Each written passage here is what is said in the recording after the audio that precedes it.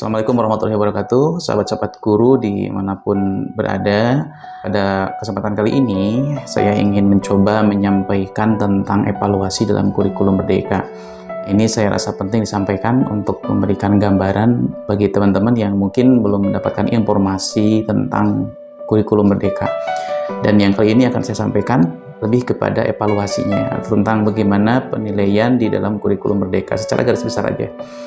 Teman-teman semuanya, untuk materi ini teman-teman bisa melihat, bisa mendapatkan dari berbagai macam sumber ya, salah satunya juga di platform Merdeka Mengajar, dan teman-teman guru bisa mengambil atau mempelajari tentang apa itu evaluasi pembelajaran dalam kurikulum Merdeka di Permendikbudristek nomor 21 tahun 2022. Ada beberapa hal yang mendasar yang berbeda dari kurikulum 13 pada kurikulum Merdeka dalam hal kaitannya penilaian.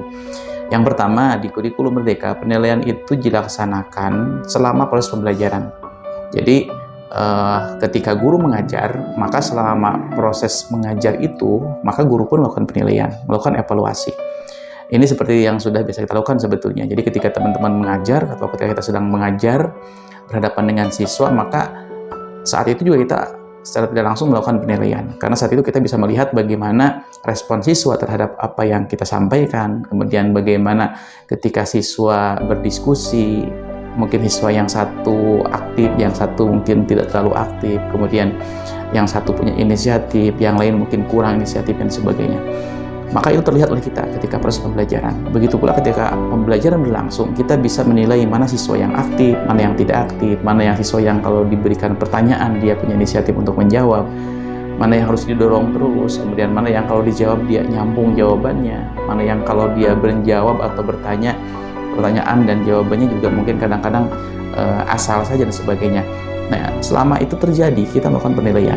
Begitu pula ketika anak prestasi di depan kelas, ketika anak mendemonstrasikan sesuatu, itu terjadi dalam pembelajaran. Dan selama kita melakukan pembelajaran, maka selama itu pula kita melakukan penilaian. Jadi penilaian dalam kurikulum Merdeka berlangsung selama kita melakukan pembelajaran. Itu melekat dalam pembelajaran. Itu yang pertama. Kemudian yang kedua, penilaian dalam kurikulum Merdeka itu dilaksanakan berdasarkan kebutuhan, bukan berdasarkan waktu. Mungkin kalau di kurikulum 13, Bapak Ibu atau kita semua melaksanakan penilaian, selain ada penilaian harian, itu ada penilaian yang dilaksanakan berdasarkan waktu. Ada PTS, ada PHS, ada penilaian akhir tahun, gitu, ada US dan sebagainya. Nah, di kurikulum Merdeka, ketika Bapak Ibu atau ketika kita sudah mendapatkan gambaran kemampuan anak yang real dari hasil interaksi kita dalam pembelajaran, atau mendapatkan data tentang kemampuan siswa dari hasil interaksi kita dengan siswa setiap hari, maka di kurikulum Merdeka posisi PTS, posisi PHS itu boleh dilaksanakan ataupun tidak.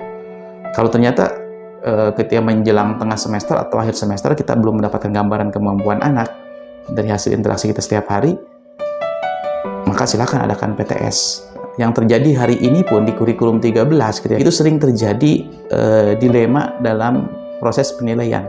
Contohnya kita mengadakan PTS, kemudian kita membuat soalnya, kita bagikan ke siswa, kemudian siswa menjawab.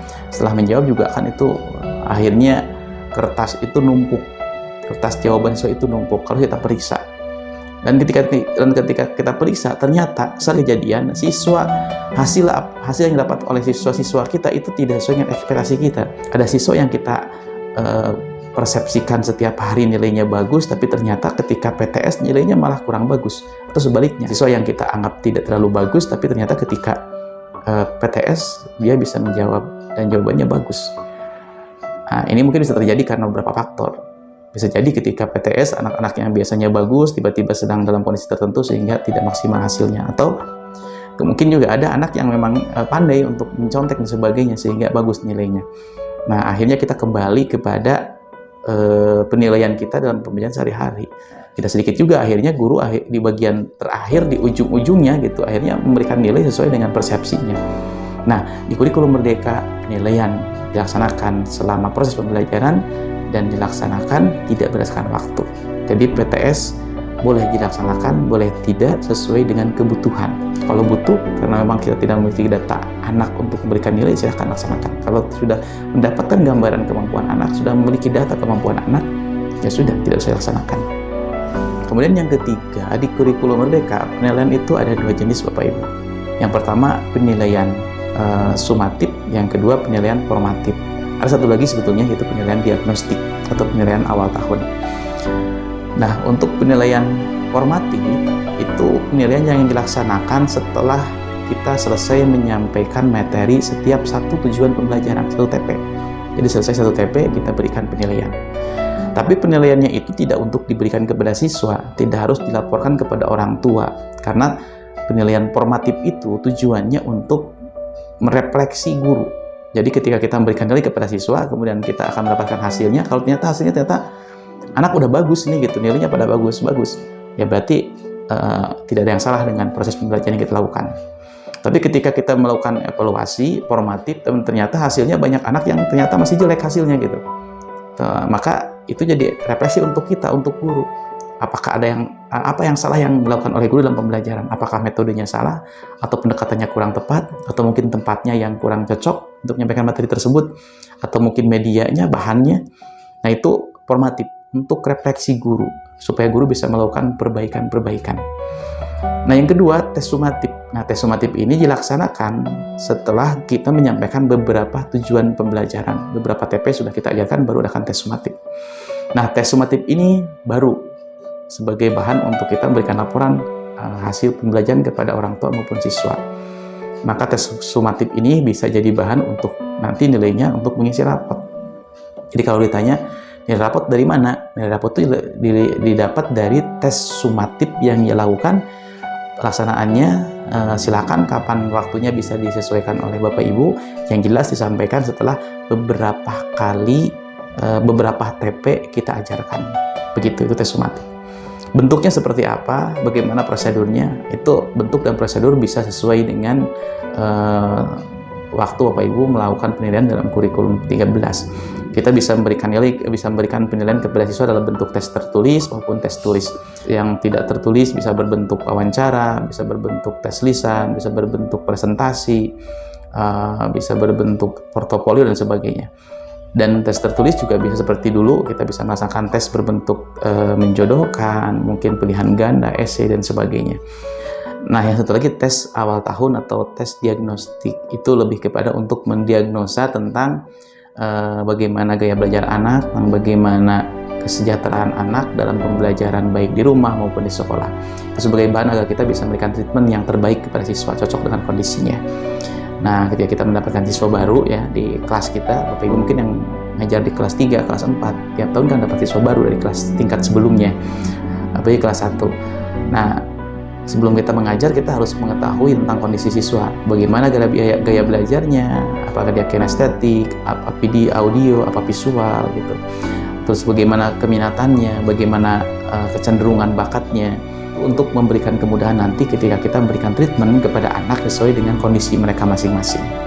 Ini sangat penting, karena kalau kita memberikan treatment kepada anak sesuai dengan kondisinya, maka tidak akan maksimal hasilnya.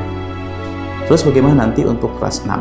Ketika di kelas 6, guru membutuhkan nilai untuk nilai rapot dan nilai ijazah. Untuk nilai rapot, sekali lagi, itu didapat dari tes sumatif yang kita laksanakan, dan pelaksanaannya setelah beberapa TP kita ajarkan.